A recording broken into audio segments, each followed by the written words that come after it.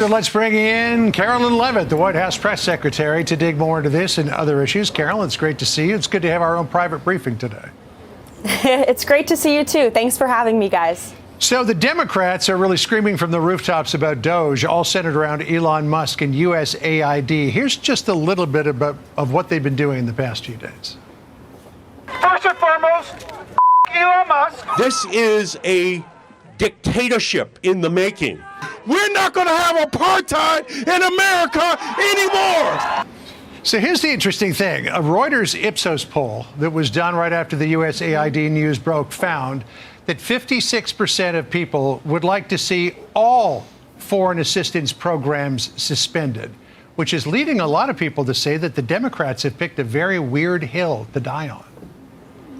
That's because there's no other hill to die on, because President Trump continues to deliver on the promises that he made to the American people on the campaign trail, and going through the federal government line by line and making this government more efficient is one of those priorities and one of those promises that President Trump made. And as you just cited, John, 56% of Americans support freezing foreign aid. And I read a fascinating article in the Washington Post today. They interviewed voters in Pennsylvania, and all of them said that they support President Trump and Elon Musk's efforts to make this government more efficient. What President Trump and Elon Musk and this entire administration is trying to do is make our bloated bureaucracy here in Washington run like a profitable business. And every agency has been tasked with going line by line and ensuring that the American taxpayers' money is aligned with the American people's interests. It's a common sense solution to fixing a decades-old problem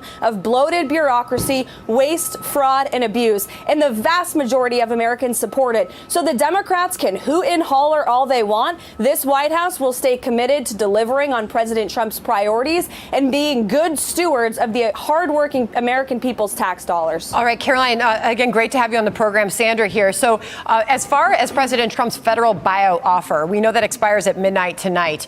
The latest we've heard is that 40,000 staff have agreed to leave. Before I get to my question, is that still about the number right now, 40,000?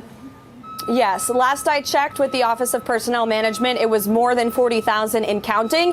And I would add that we encourage federal workers who don't feel like showing up to the office to accept this buyout program. It's a very generous offer from President Trump and this administration. I wonder if that's about the number where the president thought he would be right now, or perhaps that might be bigger. Reportedly, and we'll ask you to confirm if this is the case, President Trump is planning mass layoffs if there are not more who agree to those buyouts. Is that the case?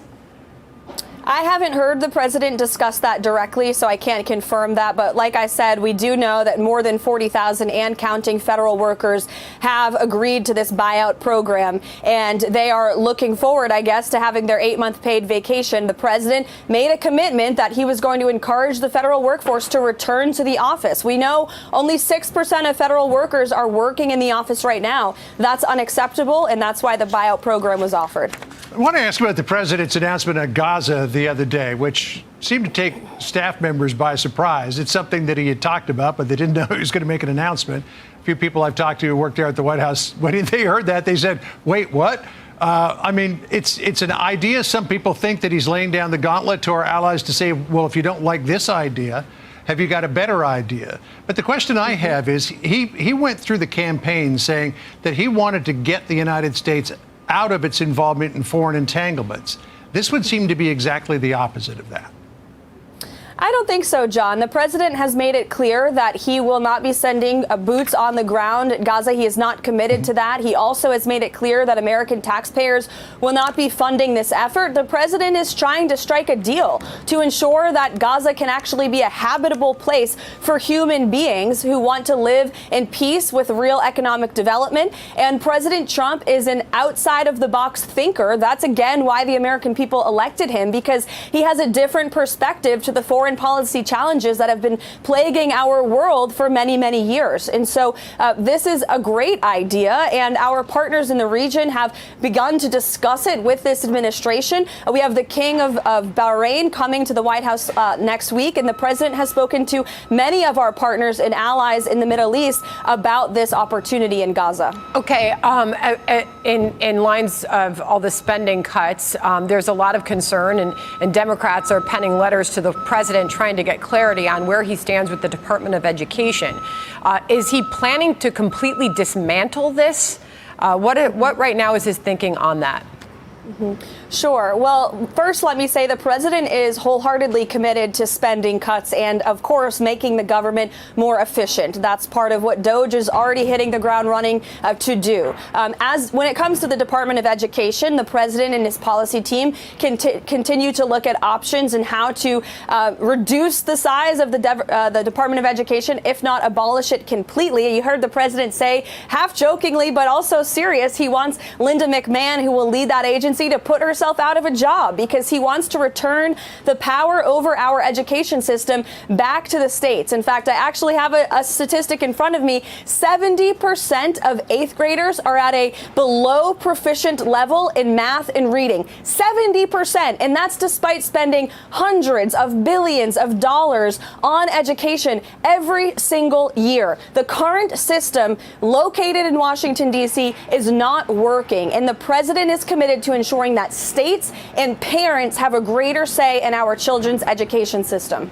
Yeah, I mean, the state of education in America, for the most part, is scandalous. There's no doubt about that. I wanted to ask you about the executive order that the president signed yesterday in what was a brilliant moment of stagecraft at the White House, surrounded by all those young female athletes, as the president codified in an executive order the fact that transgender athletes have to stay out of women's sports. But in order to really codify that, that's going to take an act of Congress. Is the president moving down that direction? Well, we expect Congress to act on this, and if Congress puts a bill on this topic before President Trump's desk that makes sense and is good law, then the president is committed to signing legislation that supports the executive action he has already taken. And I will just say it was a glorious moment at the White House yesterday afternoon to see these female athletes who have worked so hard and have spoken up so courageously about the injustices that they have faced on the sports field. And as a former college softball player myself, it was incredibly special to see the president make the dreams of millions of female athletes across the country true. And we had a big win following President Trump's executive order. Within hours, the NCAA announced that they will be following with the president's federal policy. And by the way, we expect the Olympic Committee to do the same. 2028, the Olympics will be returning to the United States of America, and how wonderful it will be for women across the world to see the U.S. lead on this incredibly important and common sense issue. Caroline, I want to finish by asking you about the number of deportations we've seen so far. Perhaps this is the most public action for the American people that they've seen under this new presidency. Is the president happy, content with the number of deportations we've seen so far? There's reports that those numbers have not reached the heights he was hoping. No, the president is very pleased with the efforts by his team, Tom Homan, Stephen Miller, Secretary Kristi Noem, who has been traversing the country, talking with Border Patrol agents and ICE agents who are been tasked with this very important responsibility, the largest mass deportation operation in history. But as I've said before, we will not get complacent. And the president has made this very bold promise to the American people, and he expects everybody across DHS and here at the White House to continue to work hard every day to deport illegal criminals from American communities. And yesterday, I know that Mr. Homan was in Colorado. They deported more than 100 Tren de Aragua members. That's a huge win for the American people, for law-abiding citizens of this country who have been put last because of the previous administration's immigration policies and are being put first again because of the Trump administration's immigration policies. Carolyn, thank you for coming on and spending time with us today. And it almost feels like I'm back in the front row in the briefing room. You should come join us, John, anytime. Well, I appreciated our times that we spent together chatting in the lower press office some years ago. Yes. All right, Caroline, thank you so much.